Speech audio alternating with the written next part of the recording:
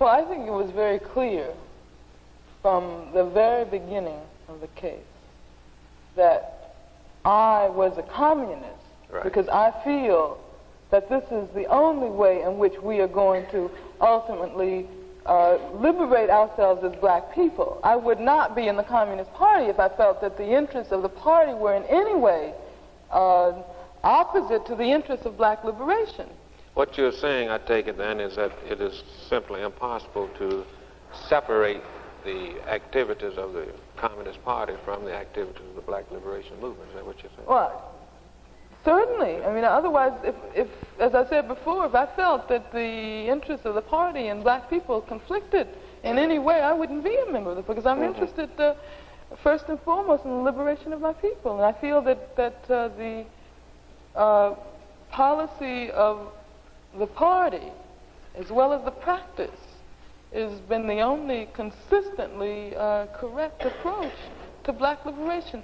See, I don't think that we can talk about black liberation without overturning the system, overturning the root cause for the oppression of black people. The only way we can do that, I feel, is through a socialist revolution.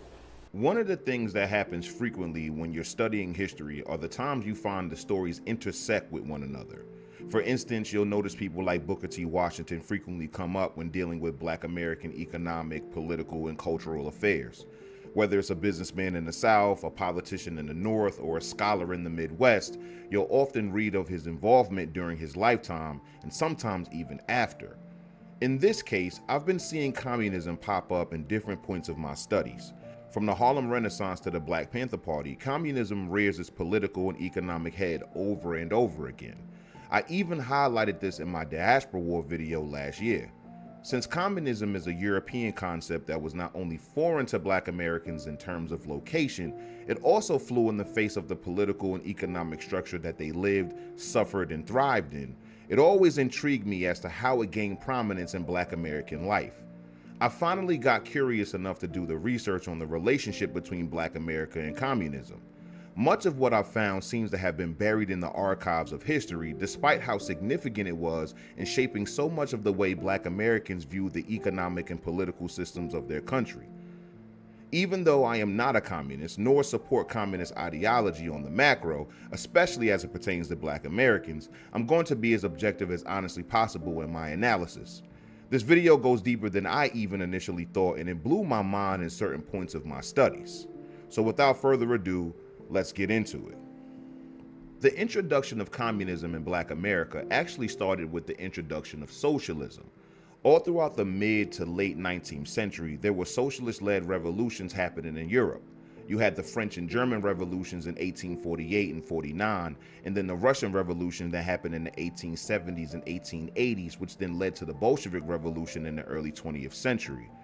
During this time, these socialist Europeans immigrated to the United States and created organizations and movements. The first of these organizations was the Working Men's Party of the United States, or the WPUS, founded in 1876 by 10 Americans and 1 German. It was later renamed the Socialist Labor Party in 1877. Well, actually, this really starts with the Shakers, who broke away from the Quakers in England in 1747. Their leading founder, Ann Lee, fled from England because of religious persecution and established their socialist movement in the United States in 1774. Then the Harmony Societies, which was founded by a German immigrant by the name of Johann George Rapp, were established in the United States in 1804 in Pennsylvania, then to Indiana, then back to Pennsylvania, and then back to Indiana after it was sold to Robert Owen, who was the founder of Utopian Socialism. Utopian Socialism was a pejorative word created by Karl Marx for socialists he deemed too idealistic and fantastical in their worldview. Karl Marx wrote the Communist Manifesto the same year the socialist revolutions of 1848 happened in Germany and France. One of Karl Marx's agents by the name of Joseph Wedemeyer, who, under the instructions of Marx and Engels, fled to the United States in 1851 to spread the gospels of Marxism to Americans and to gain financial support. Around this same time, the International Workingmen's Association was founded in London in 1864 but dissolved in 1876, which was then succeeded by the Workingmen's Party of the United States that same year, and then it was renamed to the Socialist Labor Party. Now that we're all caught up, let's move on. The first black man on record to support socialism was educator and political leader Peter H. Clark. He was a member of the Republican Party from about 1856 to 1872, but left the party. In Herbert Gutman's article in the Journal of Negro History titled Peter H. Clark, Pioneer Negro Socialist, 1877, he lists two reasons why he left the Republican Party during this time. Quote, one was his gradual disillusion with the Republican Party and its Southern policies in the mid-1870s, and the other was his growing concern with the problems created by the Depression in the 70s. End quote. Now you may be wondering, Hotep Dubes, I thought the Republicans were supporters of black Americans during this time of American history. And you would be correct, until you're not. If you watched episode 4 of the Hotep History series, then you'd remember how the Lily White movement grew in prominence within the Republican Party during this time. Republicans pushed black Americans out of the party in favor of these Lily Whites in attempts to win over Democrat votes in the South. Something I know that will be a recurring theme in this video was how black Americans were disheartened by capitalists building wealth on the backs of the American laborer and then looking to economic and political alternatives. They essentially pursued socialism in the name of searching for a solution. Clark once said, quote, "Go to the South and see the capitalists banded together over the poor whites. They carefully calculate how much and no more it will require to feed the black laborer and keep him alive from one year to another. That much they will give him for his hard labor, on which the aristocracy live, and not a cent more will they give him. Not a foot of land will they sell to the oppressed race who are trying to crowd out the degradation into which capital has plunged them." He joined the WPUS the same year it was created in 1876. During the Great Railroad Strikes of 1877, Clark gave a heralding speech about the current state of the American worker. Quote, "That this evil of poverty is partially curable, at least I am justified in thinking, because I find each of the great political parties offering remedies for the hard times and the consequent poverty. Many wise men, learned in political economy, assure us that these doctrines, faithfully followed, will result in a greater production of wealth and a more equal division of the same. But as I have said before, there is but one efficacious remedy proposed, and that is found in socialism." Despite his convictions, socialism, especially among black Americans, was still very unpopular. This was made evident in the next year's election. In 1878, he ran for Congress as one of the first congressional candidates of the Workingmen's Party. Competing in Ohio's 1st Congressional District, he received 275 votes, accounting for 1.09% of the total. In 1879, he parted ways with the Socialist Labor Party, which I will be calling SLP throughout the video, stating that his primary political focus was the welfare of black Americans, but expressing doubt that the SLP shared his commitment. In 1882, he assisted county Democrats in Ohio in drafting a civil rights bill, which was successfully enacted into law. Now, if you look at Clark's track record, you can see that he wasn't blindly loyal to political parties. He shifted between the Republican, Socialist, and Democrat parties throughout his career and was able to achieve success in many ways. One example of this was when black Republican Ohioans in 1883 started to support the Democratic Governor George Hoadley after the Republican Party didn't do anything to repeal the black laws of Ohio for over 20 years. The Republicans, in response, nominated 3 black men to seats in the state legislature and promised to repeal the black laws if black Americans returned to their party. Even though Hoadley lost the election to Republican candidate Joseph Foraker, the black laws of Ohio were repealed. This political strategy of making each party work for your vote was so important to Clark, he wrote to the editor of the New York Freeman about it in 1887. In 1890, Marxist Daniel De Leon became the leader of the SLP until 1899, when his opponents split and created the Socialist Party of America. We're not even 20 years into this movement's establishment in America, and we've seen the dissolution and resolution of the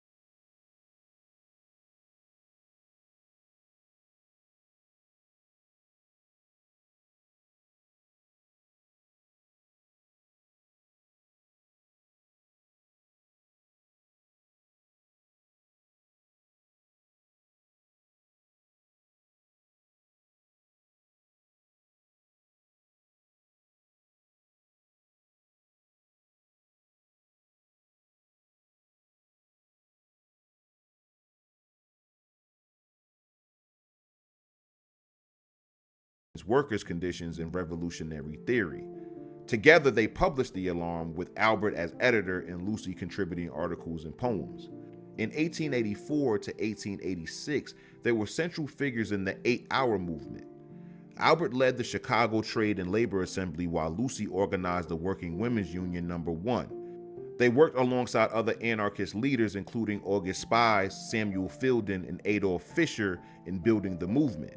On May 1, 1886, they helped lead Chicago's portion of the nationwide strike for the 8-hour workday, with Albert addressing a crowd of 80,000 people. On May 3rd, police killed several workers at the McCormick Reaper work strike. On May 4th, at the protest meeting in Haymarket Square, someone threw a bomb at police who were dispersing the peaceful gathering. 8 anarchist leaders were arrested, though Albert wasn't present when the police arrived at his home. Albert turned himself in on June 21st. Despite no evidence connecting any of the defendants to the bombing, Albert and his co-defendants were convicted in a widely criticized trial. Lucy campaigned tirelessly for their release, traveling across the country speaking and raising funds. She was repeatedly arrested for distributing anarchist literature during this period. On November 11, 1887, Albert Parsons was hanged alongside August Spies, George Engel, and Adolph Fisher. His last words were, "Will I be allowed to speak, O men of America? Let me speak, Sheriff Matson. Let the voice of the people be heard." After Albert's execution, Lucy intensified her revolutionary activities. She helped found the Industrial Workers of the World, the IWW, in 1905, working closely with leaders like Big Bill Haywood and Eugene V. Debs. She edited the IWW paper, The Liberator, and was a regular speaker at IWW events through the 1920s. Lucy maintained connections with anarchist, socialist, and communist movements throughout her life. She worked with the International Labor Defense in the 1920s and supported the Communist Party's efforts to organize unemployed workers during the Great Depression. She continued speaking and organizing until her death in a house fire in 1942. Hubert Harrison was a towering figure in early 20th century Black America. Known for his intellectual brilliance, radical activism, and significant contributions to socialism and the broader fight for racial and economic justice. Born on April 27, 1883 in Concordia, St. Croix in the Danish West Indies, now the U.S. Virgin Islands, Harrison immigrated to the United States in 1900 at the age of 17. By 1909, Harrison had secured a job as a postal clerk and married Irene Lewis Horton. His early writings, including critiques of Booker T. Washington's accommodationist approach to racial uplift, caught the attention of Washington's powerful Tuskegee machine, something that we mentioned in our previous video. Washington, leveraging his influence within the Republican Party, had Harrison fired from his postal job in 1910 after he published a scathing critique of him. This setback pushed Harrison toward radical politics as he sought systemic solutions to the oppression he witnessed. Harrison joined the Socialist Party of America, or the SPA, in 1911, a time when the party was gaining traction in urban centers like New York City. The SPA had historically struggled to address race, often sidelining the Negro question in favor of a class-only focus. Harrison, however, saw race and class as inseparable in the American context, particularly given the legacy of slavery and the ongoing exploitation of Black workers. He became the party's leading Black organizer, a rare position for a Black American in a predominantly white organization. In 1911, during the New York municipal election, Harrison campaigned for socialist candidates including Eugene V. Debs and pioneered outreach to Black voters with tailored socialist materials. His efforts helped increase the party's vote tally by thousands, demonstrating Black working class potential for socialism. He established the Colored Socialist Club in 1912, a groundbreaking Black-led formation within the SPA aimed at organizing Black Americans around class struggle. Harrison's writing during this period, notably his 1912 essay, Socialism in the Negro, in the International Socialist Review, articulated a materialist analysis of racism. He argued that capitalists perpetuated racial prejudice to maintain a cheap labor pool and divide workers, writing that, quote, economic competition creates race prejudice, end quote. and that socialism must campaign, quote, all sections of downtrodden humanity, end quote. Harrison criticized the SPA for not fully embracing black workers, warning that failure to do so would allow capitalists to use unorganized black labor as a club against the wider working class. His insistence on racial equality within socialism put him at odds with the party's more conservative leadership, leading to his suspension in 1914 after continued critiques of his racial shortcomings. In 1917, he founded the Liberty League of Negro Americans in its newspaper, The Voice, marking the beginning of the militant New Negro movement. This movement rejected the deference of the older generation and demanded racial pride, self-defense, and political independence. Harrison's street corner oratory and journalism galvanized Harlem, earning him the nickname Black Socrates for his ability to educate and inspire the masses. The Liberty League opposed U.S. entry into World War I, viewing it as an imperialist venture, and called for armed self-defense against racist violence, such as the 1917 East St. Louis riot. Harrison's race-conscious radicalism contrasted with both Booker T. Washington's gradualism and W.E.B. Du Bois's elite-focused talented 10th strategy, appealing directly to the black working class. In 1919, he launched the New Negro, a newspaper that popularized the term and urged Black Americans to fight back against white oppression, further cementing his influence. In 1920, Harrison briefly joined Marcus Garvey's UNIA as editor of its newspaper, Negro World, amplifying its reach. While he admired Garvey's mass mobilization, Harrison parted ways over tactical differences and Garvey's focus on black capitalism rather than socialism. Nevertheless, many of Garvey's early lieutenants, including Cyril Briggs and Richard B. Moore, were Harrison's protégés, reflecting his foundational role in black radicalism. Speaking of Harrison's protégés, Cyril Valentine Briggs was a pivotal figure in the intersection of socialism, black radicalism, and Pan-Africanism in the United States during the early 20th century. In fact, this is the first time in Black American history where outright communism will be advocated for. Born on May 28, 1888 in Nevis, a small island in the British West Indies, Briggs emerged as a journalist, organizer, and revolutionary thinker who sought to unite black liberation with Marxist principles. His work bridged the militant New Negro movement and the international communist movement, making him a key influencer in the radicalization of Black America. By 1912, he had secured a position at the New York Amsterdam News, a prominent black newspaper. His sharp intellect and writing skills elevated him to editor by 1915, though his radicalizing views on race and imperialism soon put him at odds with the paper's more conservative ownership. Briggs' early exposure to Hubert Harrison, whose lecture he attended in Harlem, planted the seeds for his shift towards socialism and militancy. World War I and its aftermath catalyzed Briggs' radical turn. Outraged by the same race riots of the early 20th century and the hypocrisy for fighting for democracy abroad while denying it to Black Americans, he grew critical of American imperialism. In 1917, his editorial in the Amsterdam News condemning U.S. racial policies led to his resignation under pressure from federal censorship during wartime. This experience pushed him to launch his own platform. In 1918, Briggs founded The Crusader, a monthly magazine that became a leading voice of the New Negro movement. He advocated armed self-defense against lynching, Pan-African unity, and socialist revolution. In 1919, inspired by the Bolshevik Revolution and Harrison's example, Briggs established the African Blood Brotherhood, or the ABB, a secretive paramilitary organization of black radicals. The ABB aimed to protect black communities from racial violence and advance a revolutionary agenda. It was co-founded by Grace Campbell, who was also the first Black American woman to join the Socialist and Communist Party of America. Its program combined socialism with black nationalism, calling for a, quote, racial empire in Africa and absolute racial equality in America, end quote, reflecting Briggs' belief that black liberation required both global and domestic struggle. The ABB's radicalism caught the attention of the newly formed Communist Party USA, or CPUSA, which, under directives from the Communist International, or Comintern, sought to organize black workers. In 1921, Lenin spoke on the importance of the, quote, Negro worker.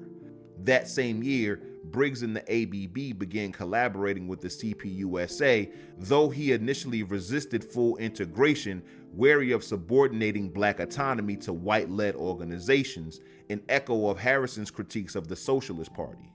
By 1922, however, Briggs joined the CPUSA, seeing it as a vehicle for international revolution. The ABB gradually merged into the Communist Party, with the Crusaders ceasing publication in 1922 as Briggs shifted focus to communist organizing. Briggs's entry into the CPUSA marked a significant evolution in his socialism. He embraced Lenin's thesis on national self-determination, arguing that Black Americans constituted an oppressed nation within the nation entitled to autonomy or independence. His 1924 essay in The Liberator, titled The American Race Problem as a Class Problem, framed racism as a tool of capitalist divide and rule, urging black and white workers to unite against their common enemy. Briggs's radicalism also brought him into conflict with Marcus Garvey. Briggs rejected Garvey's black capitalism and back to Africa emphasis, favoring social revolution over immigration. In The Crusader, Briggs accused Garvey of collaborating with white hate groups like the Ku Klux Klan, a charge based on Garvey's 1922 meeting with Klan leaders. Garvey retaliated by suing Briggs for libel and denouncing him as a white man due to his light complexion. The CPUSA, seeking to undermine Garvey's mass appeal, backed Briggs, amplifying the feud until Garvey's deportation in 1927. Cyril Briggs played a crucial role in integrating socialism into the black freedom struggle. Through the ABB, he pioneered a militant, race-conscious socialism that prefigured the CPUSA's outreach to black Americans. Lovett Huey Fort Whiteman. That's his name. I'm not making it up. His last name is Whiteman. Lovett Huey Fort Whiteman was a pioneering figure in the history of socialism and black radicalism in America, recognized as the first American-born black member of the CPUSA and a key advocate for uniting racial and class struggles. His early radicalization came during a stint in Mexico's Yucatan Peninsula around 1913, where he worked as an accounting clerk in the hemp industry amid the Mexican Revolution. This experience ignited his interest in revolutionary politics, and by 1917, he returned to the United States via Canada, adopting the alias Harry W. Fort to re-enter discreetly as a railroad dining car waiter. Back in New York, Fort Whiteman immersed himself in Harlem's radical scene during the New Negro era. He became acquainted with black socialists A. Philip Randolph and Chandler Owen, contributing theater reviews to their magazine, The Messenger. He enrolled at the Rand School of Social Science, a Socialist Party of America institution, where he met future radicals like Sen Katayama and Otto Hauswald. Joining the SPA, he was influenced by the 1917 Russian Revolution, and by 1919 shifted to the more militant Communist Labor Party of America. His outspoken advocacy of resistance to the United States landed him in jail under the Espionage Act, marking his break from reformism. In 1924, as a member of the Workers' Party of America, WPA, a CPUSA precursor, Fort Whiteman attended the Negro Sanhedrin Convention in Chicago, a gathering of 250 delegates focused on black working class needs. That year, he became the first black American to attend the Communist University of the Toilers of the East, or KUTV, in Moscow, training under the Communist International. His letters to Comintern leader Grigory Zinoviev critiqued Soviet portrayals of black Americans, revealing his early insistence on racial sensitivity within socialism. Time magazine later dubbed him the reddest of the blacks for his fervor. Returning to the U.S. in 1925, Fort Whiteman spearheaded the American Negro Labor Congress, or the ANLC, founded in Chicago with 500 delegates from unions and working class communities.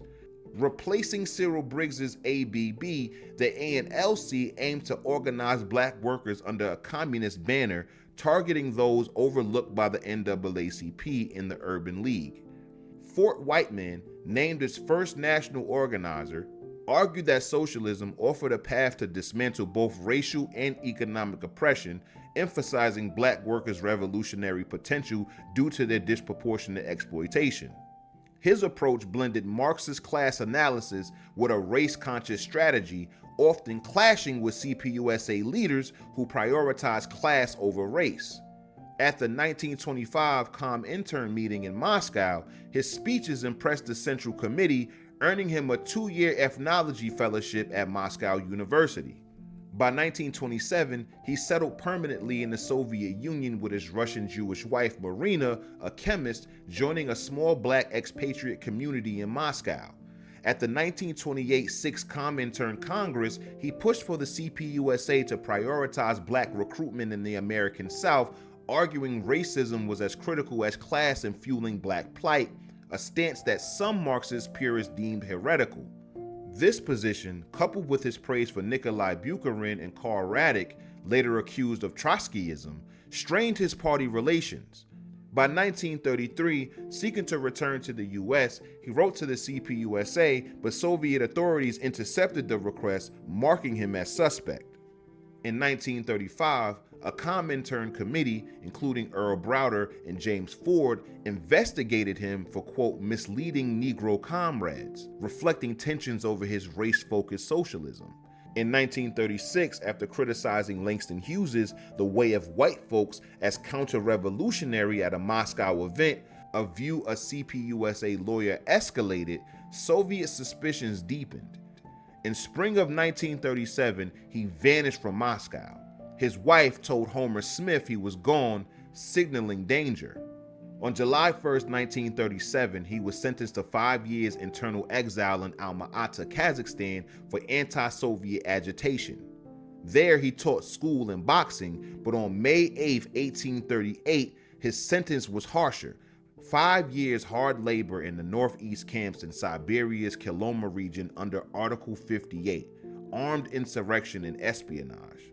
In the brutal gulag, where temperatures plunged to 60 below, Fort Whiteman, unable to meet labor quotas, faced beatings that knocked out his teeth and reduced rations. He died on January 13, 1939 at age 49, officially of weakening of cardiac activity, likely starvation or malnutrition. Robert Robinson, another black expatriate, later learned from a fellow prisoner that Fort Whiteman died a broken man. Throughout this video, you're going to learn about Black Americans who traveled to Soviet Russia during the early 20th century. For instance, Harry Haywood, who was a leading black communist theorist and organizer, attended KUTV in Moscow with Fort Whiteman. He studied Lenin's theories on national self-determination, which he later adapted to the Black American context.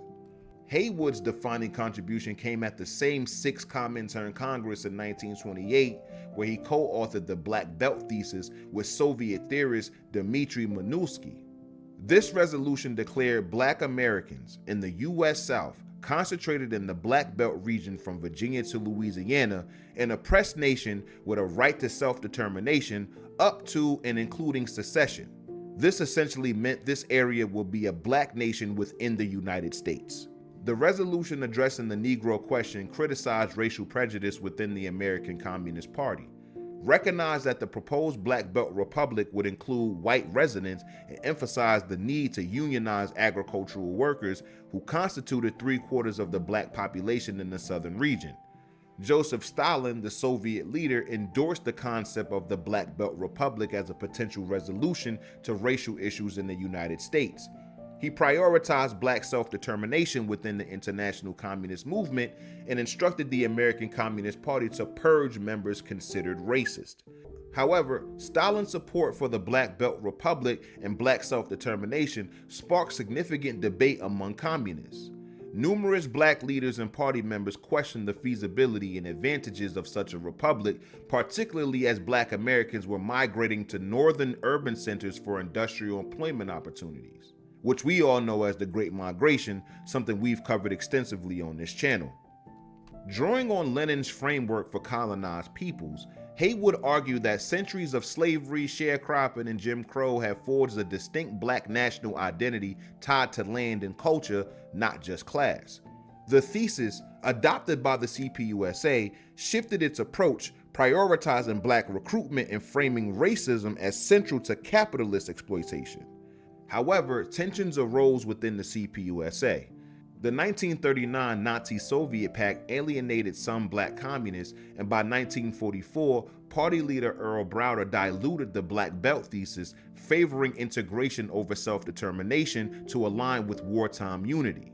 Haywood fiercely opposed this revisionism, seeing it as a betrayal of black liberation. In 1948, he published his book, Negro Liberation, reiterating his thesis and critiquing Browder's right opportunism, which led to his suspension from the CPUSA's National Committee. He was later expelled from the party completely.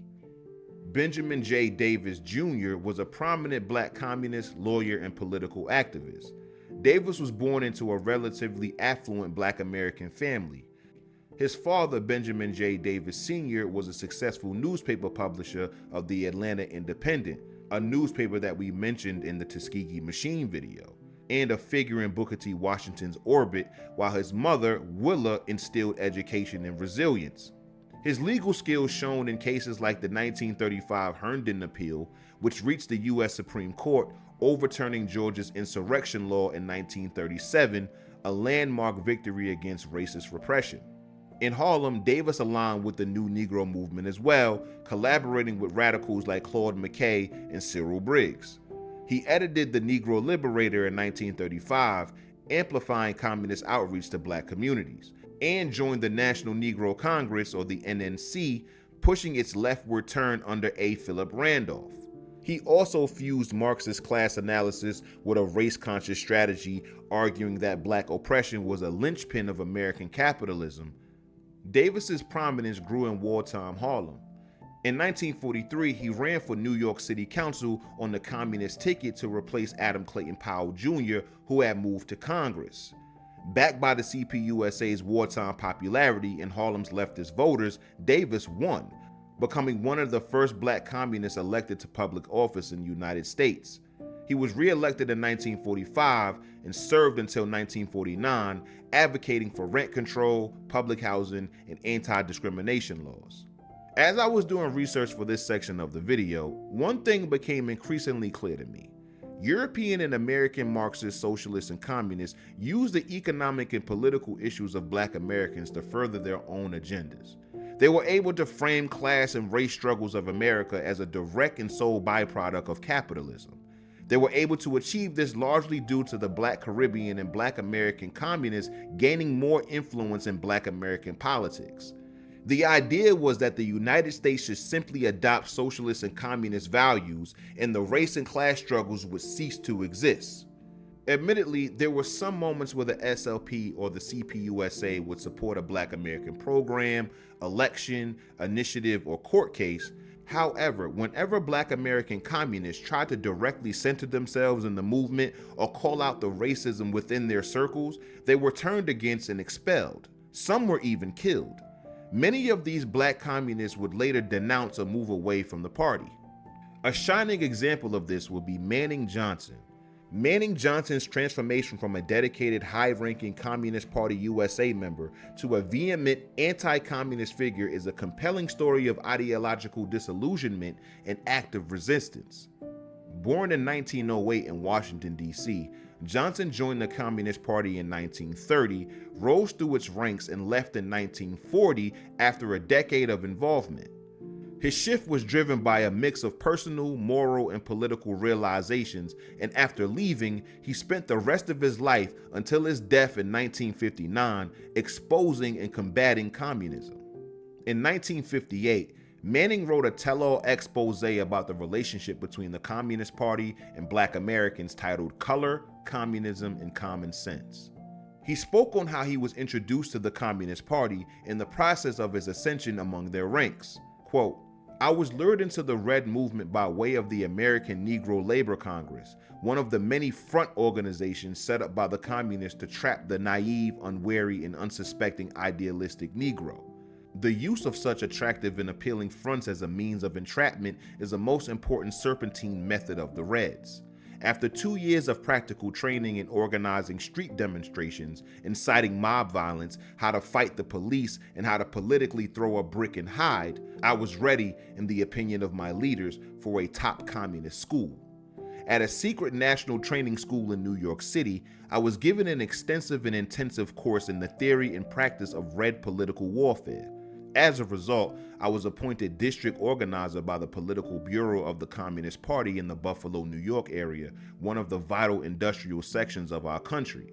It was in this position of district organizer that I learned to use secret codes, mail drops, organize clandestine meetings, shake police shadows, and other underground activities. At the same time, I became acquainted with the nature of communist sabotage and espionage. My zeal, training, both theoretical and practical, combined with loyalty and willingness to sacrifice, changed me from a novice into a dedicated Red, a professional revolutionist. Consequently, I climbed rapidly to the National Committee, the highest governing body of the Communist Party in America." End quote. Despite his high rank, Johnson and other black communists really didn't have much power within the party. Any and all decisions were made by white communists. In fact, white communists headed the black factions of the party. Johnson explains this in his book by saying, quote, "Under the guise of unity of black and white in the struggle, several top white communists such as James S. Allen, Elizabeth Lawson, the late Robert Bob Minor, and George Blake Charney were placed on the National Negro Commission. These white communists wielded more power than the nominal Negro heads of the commission. In a word, they are like white overseers. Every Negro was aware of the fact that these white overseers constituted the eyes, the ears, and the voice of the Kremlin. Moreover, these white overseers are the surest functional guarantee of the maintenance of the hierarchical, authoritarian control of the Kremlin over their Negro lickspittles, directing the conspiracy among Negroes in America. Indeed, it is the white group of the National Negro Commission that holds full sway. They flatter one or two top Negroes by making them feel they are actually participating in the formation of policy by consulting with them prior to meetings of the commission. Then these two Negroes are assigned to lay down the line to the other Negroes on the commission. The white members check to make sure they do. Their opinion of what a Negro member says at a meeting can either make or break him. Usually, the Negro who was broken is accused of petty bourgeois nationalism, that is, placing the interests of the Negro above the interests of the Communist Party." End quote. Johnson also explained how white communist women would be used as tools for blackmail and espionage. Quote, "In this connection, I observed how white women communists are used as political prostitutes cohabiting with high-level Negro communists in order to spy on them.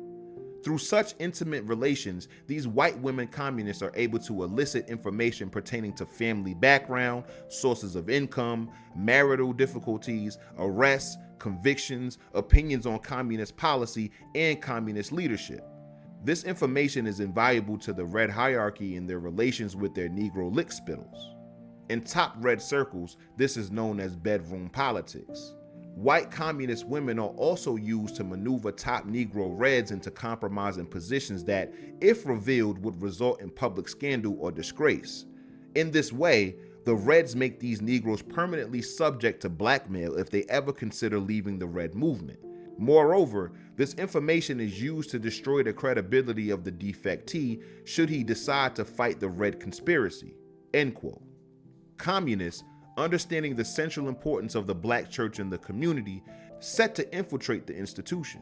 Communism is inherently atheistic, some would even say anti-Christian, having no reverence for God or religion in general.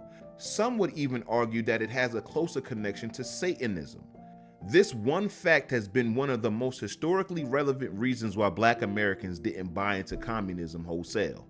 You would have pockets of black intellectuals, who communists equally detested by the way, be advocates of the party, but the black masses weren't ever buying into a political ideology that disregards their religious beliefs.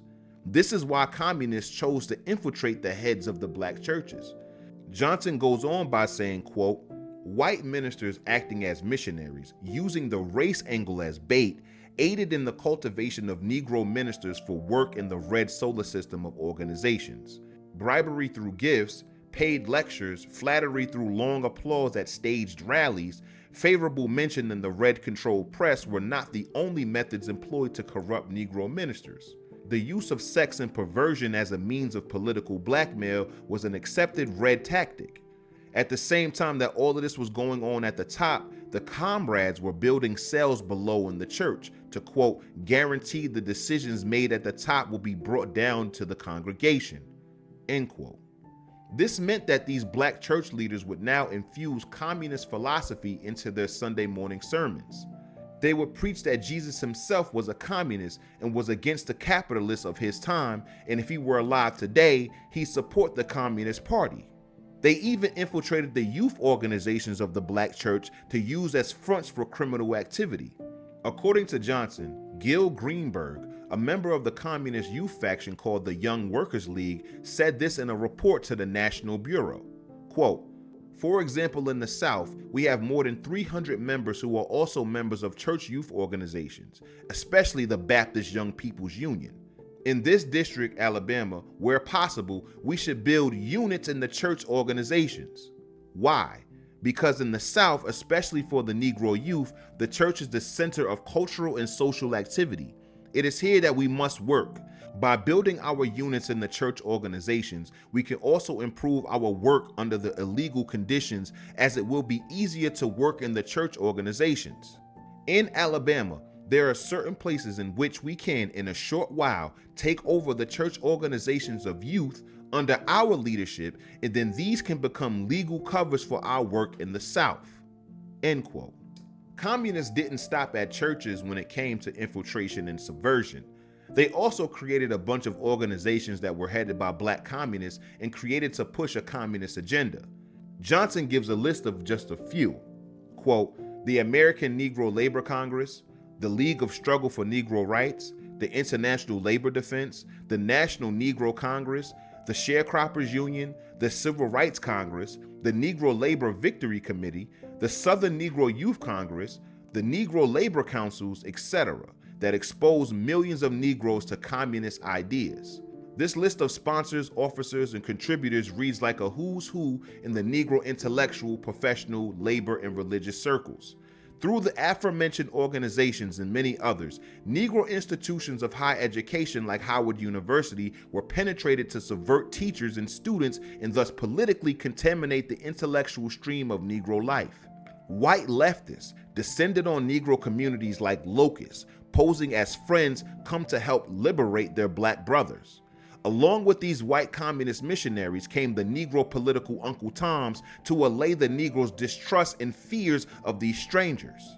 Everything was interracial, and interracialism, artificially created, cleverly devised as a camouflage of the red plot to use the Negro, end quote. Johnson also asserted that the push for integration was a communist agenda. He gave 3 examples of this. The first was when communists started an intense campaign against the conditions and treatment of Harlem Hospital, claiming the conditions and treatment were due to racial discrimination. In response, Black American capitalists proposed the idea to build a hospital that catered to the black community.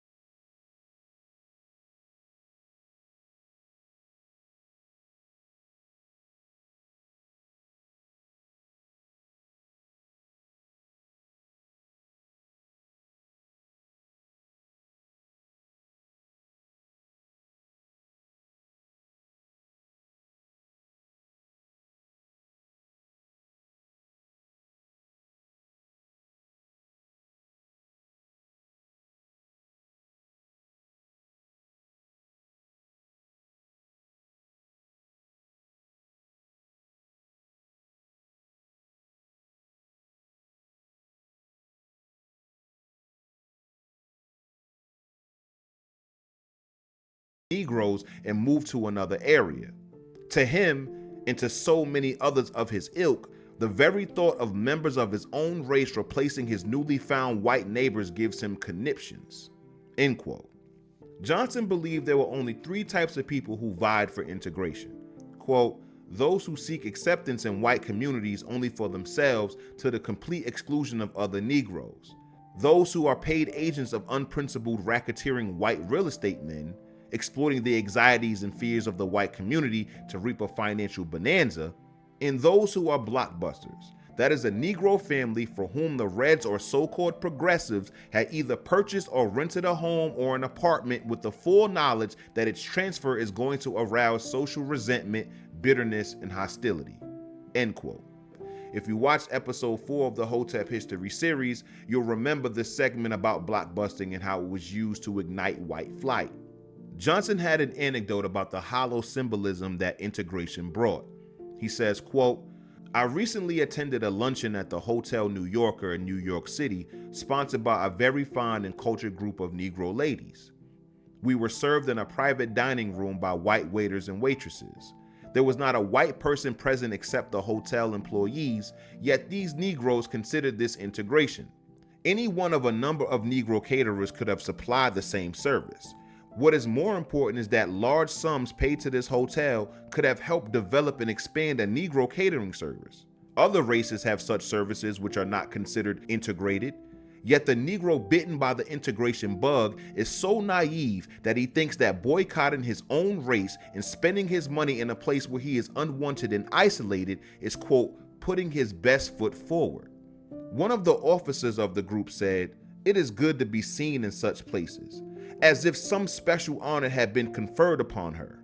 She was so carried away with the fact that she could walk through the lobby of a white hotel to a private segregated dining room that had I suggested that it did not mean acceptance, I would have made an enemy, end quote.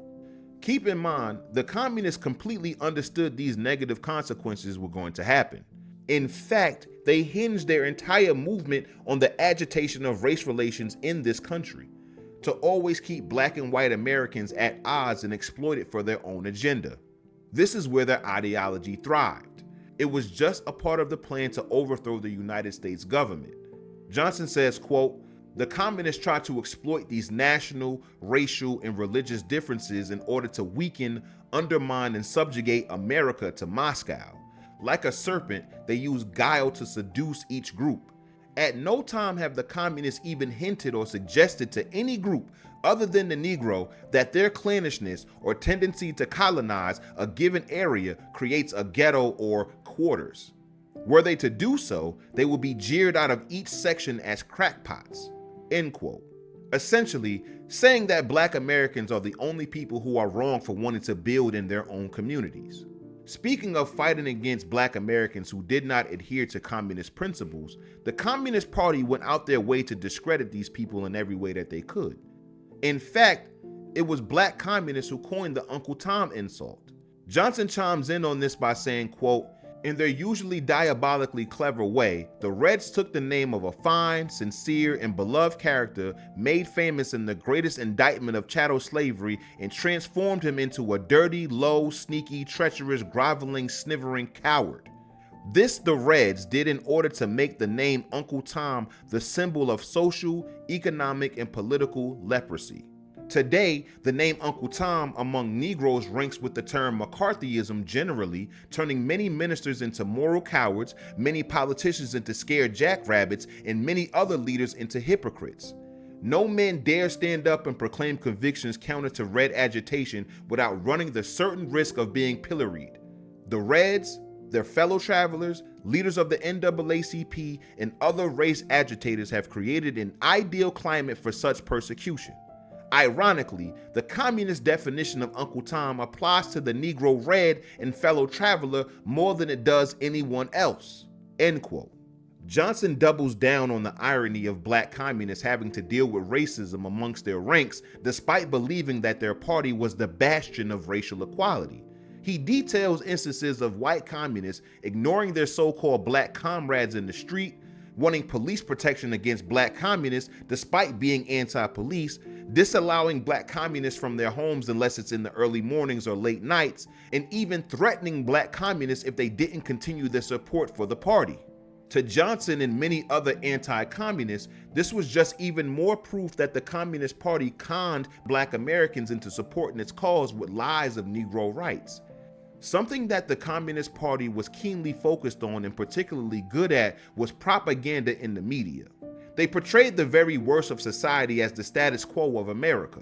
Whether it be workers' rights and conditions, housing, or race relations, the mission was to make America look as bad as possible. This was especially true for the portrayal of the Black American experience. Black and white communists would highlight racial tensions happening in the South, and they would also plan and orchestrate these events as well. According to Manning Johnson, he says, quote, "The media of public information is far from free of communists and fellow travelers who operate under the guise of liberalism. They are ready at all times to do an effective smear job. Among these red tools may be found editorial writers, columnists, news commentators, and analysts in the press, radio, and television. They go overboard in giving top news coverage to racial incidents fomented by the leftists, and also those incidents that are interpreted so as to show biased attitudes of whites against Negroes. This is a propaganda hoax aimed not at helping the Negro, but at casting America in a bad light in order to destroy its prestige and influence abroad, thereby aiding Soviet Russia in the penetration and conquest of Asia and Africa." End quote.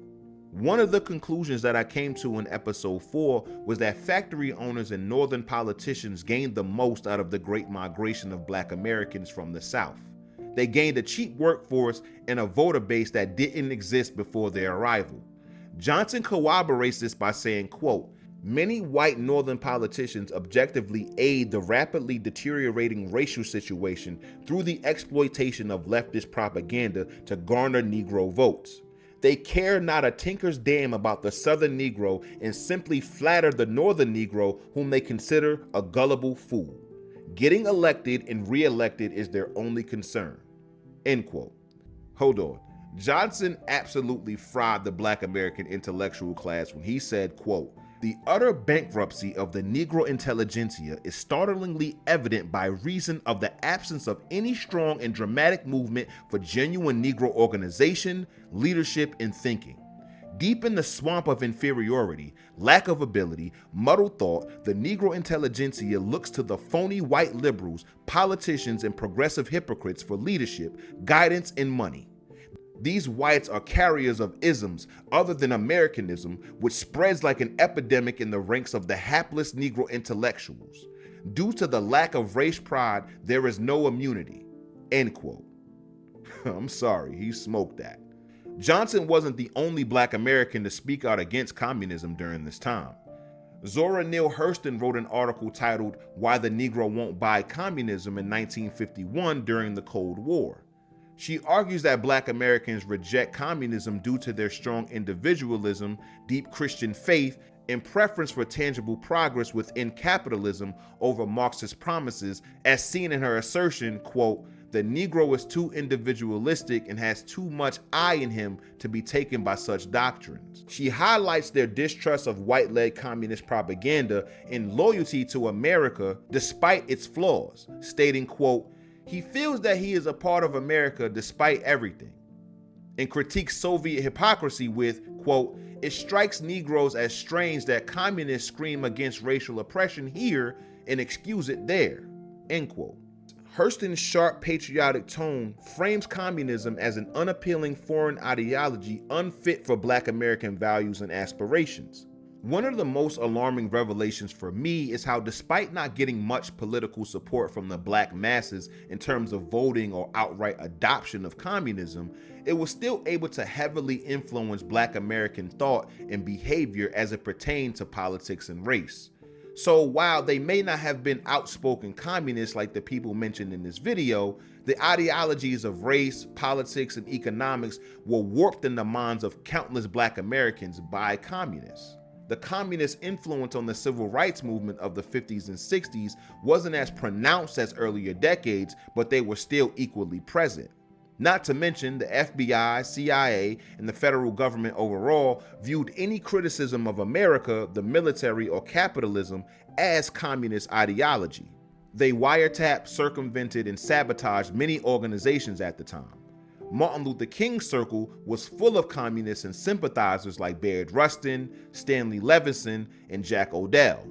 W.E.B. Du Bois joined the CPUSA in 1961 at the age of 93. He even had a relationship with Mao Zedong. The Black Panther Party had deep Marxist-Leninist beliefs, and they were directly influenced by Mao as well. It's blatantly clear to me that the root cause for a lot of the ills we see in Black America today comes from this history of communism in our community. So many of the regressions we've seen from the early 20th century to the late 1960s can be attributed to the ideologies and behaviors of communism permeating from Black American schools, churches, and political organizations. Many of our historical institutions and organizations were used as fronts for communist agendas. Many Black leaders were empathizers of communism or outright communists themselves.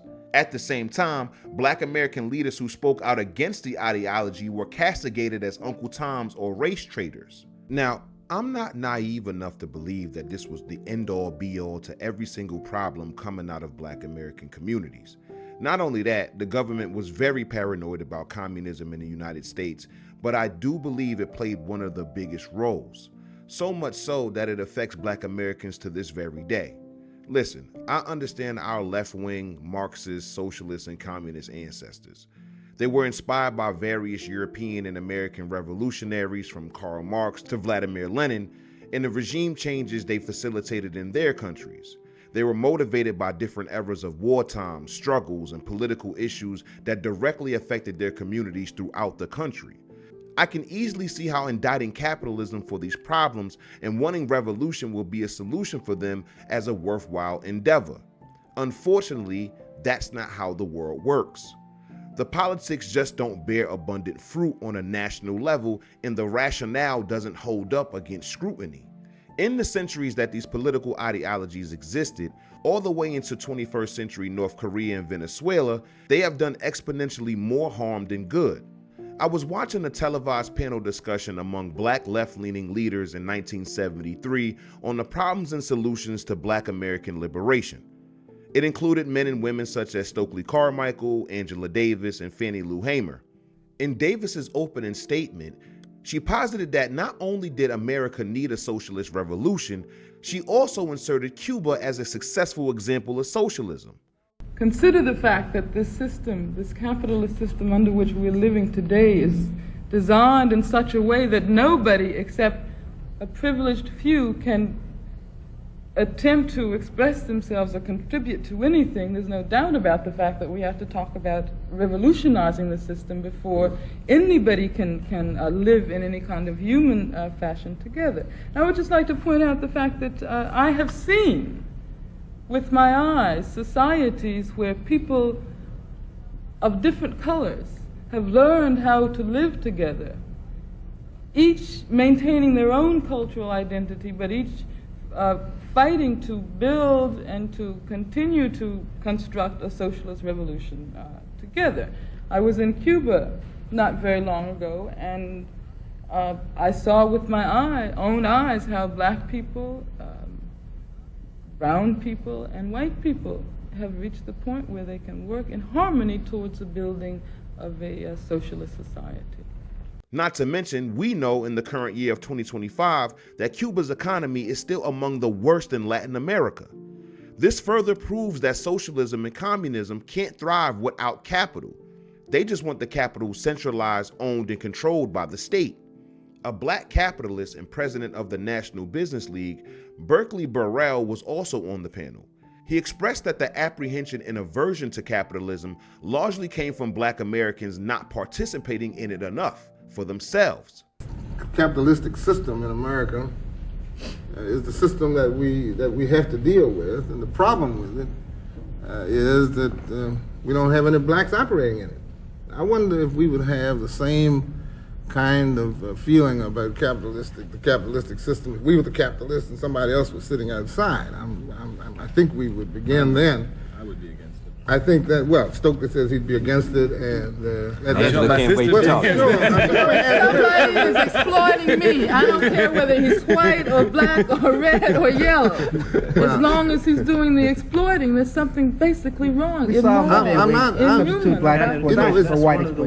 difficult, really, to say that that people haven't been damaged by the free enterprise system in this country.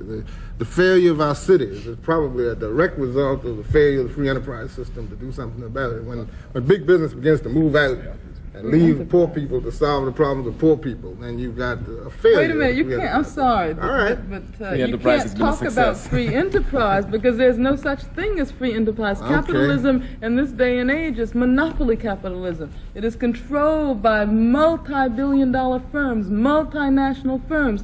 You know, it's controlled by the people like Rockefeller and Hughes and DuPont. Now, there's a real difference between those folks and the black man or woman who decides to open up a grocery store on the corner. That is not capitalism. But Richard Nixon has been trying to convince us that all we have to do is to get a little grocery store on the corner, and then all of a sudden we're black capitalists. As you can see, Stokely Carmichael and Angela Davis were not only against the idea, but they didn't even view small black businesses as participating in capitalism.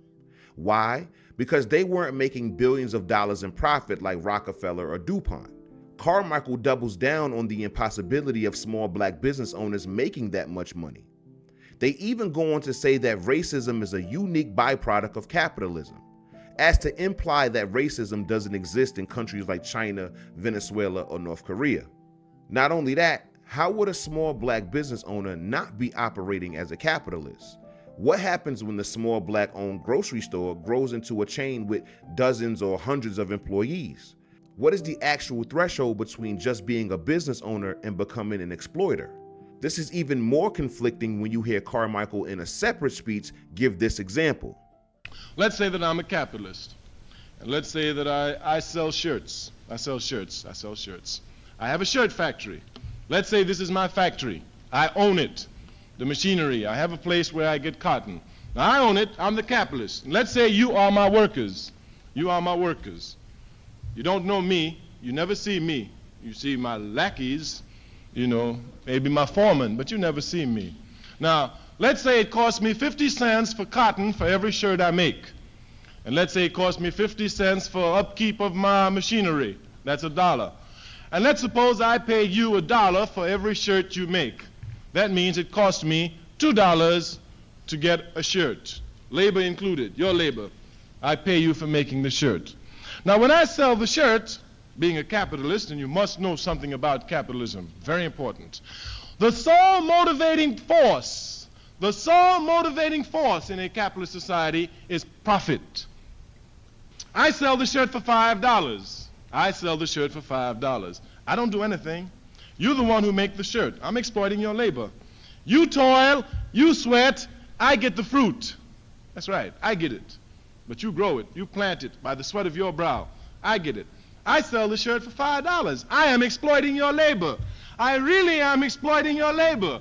I mean, even when you want a shirt, hey, you got to come to my store and buy the shirt for $5. Yeah, I really am exploiting you. Now, you're workers, you're in a factory, so you begin to get social consciousness. Yes, you do. Marx talks about this. Because you're working together, you see the socialized process, the laboring process, and you're able to see clearly how you're being exploited. So you get together, and you start talking about, we want more money. Then you say, hey, look here, we're going to strike. So the foreman comes back and said, hey, they say they're going to strike. I say, oh, let them strike, man. And sure enough, y'all strike. Yeah, y'all strike on me. So after a while, I called my foreman. I said, what do they want? He says, well, they said they want $1.50 more a shirt. They want 50 cents more a shirt. Right, so it now costs me $2.50 to make a shirt. It cost me $2.50 to make a shirt. Before, it cost me $2. I was selling it for $5. But hey, look here. I can't go out there and keep selling it for $5. Hey, how am I going to do that? I'm going to lose profit. And look here. Since the sole motivating force in a capitalist system is profit, ain't no need for me to come and sell it for $5.50. Hey, no. Next time you see that shirt on the market, it's going to cost you $7.50. Right. Now, if a small business owner, which would include a shirt factory with one employee, is exploiting the employee's labor, then this would have to mean that even on a small level, the factory owner is still operating in capitalism. Now, let's analyze his analogy. It costs the capitalist $2 for every shirt made, material and machinery 50 cents each, and labor costing $1. The capitalist then sells the shirt for $5, leaving him with $3 profit after paying for material, machinery, and labor. Without accounting for other expenses, this would be a 60% profit margin. The workers strike and demand a 50-cent raise. Now it costs the capitalist $2.50 for each shirt. The capitalist, in order to maintain his profit margins, raises the price of the shirt to $7.50. Again, not accounting for any other expenses, this raises the profit margin from 60% to 66%. However, the worker received a 50% increase in wage while the capitalist only saw a 6% increase of profit. This also doesn't account for the cost of maintaining the factory and all of the risks incurred by the capitalist. If the factory were to close, not only would the capitalist be out of a business, the employees would be out of a job. Fortunately for the worker in capitalism, the factory owner's competition will likely hire the newly laid off employees. Unfortunately for the failed business owner, he or she is going to have a much harder time starting their business again. So while I understand Carmichael's angle of exploitation in his example, it simply doesn't hold weight, especially when you know the average profit margin for a small business is only 7%, with 20% being considered high. Hell, in 1973, when the speech was made, the average profit margin was just 4.2%. Finally, and I believe this is my biggest criticism, the only way this revolutionary plan even begins to work is if the entire United States government was overthrown and transformed into a socialist, communist country. A complete regime change, just for Black Americans to survive and thrive. While extremely ambitious, it was a fool's errand. In 1973, the United States population was over 200 million people. The idea of uprooting the lives of that many people just to achieve an economic or political goal just doesn't make sense. The craziest part is that they completely understood this and still believed it was achievable in their lifetime or the next. What boggles my mind the most is, outside of wanting an economic and political overhaul of the government, they could have achieved literally everything else under capitalism without what they deemed exploitation.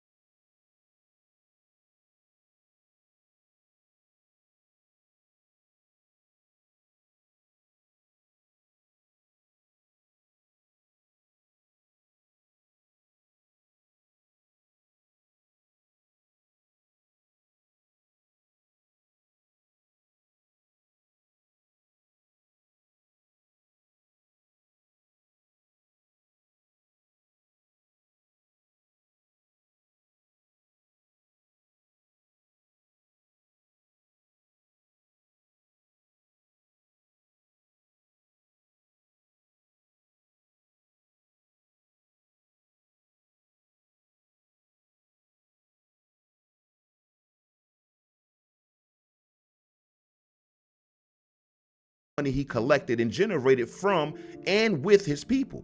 While this obviously wasn't strict socialism, it included several of the social safety nets that were centralized and distributed by his organization. Now, despite my disagreements, I still have a respect for these ancestors who did what they thought was best for the advancement of their people. As a historian, I'm thankful for the ability to look back on the works of our ancestors and learn what garnered positive results and what received negative results. We can't go back in time and change the past, but we could for damn sure use the histories of the past to teach, inspire, and motivate action in the present, which will affect our future.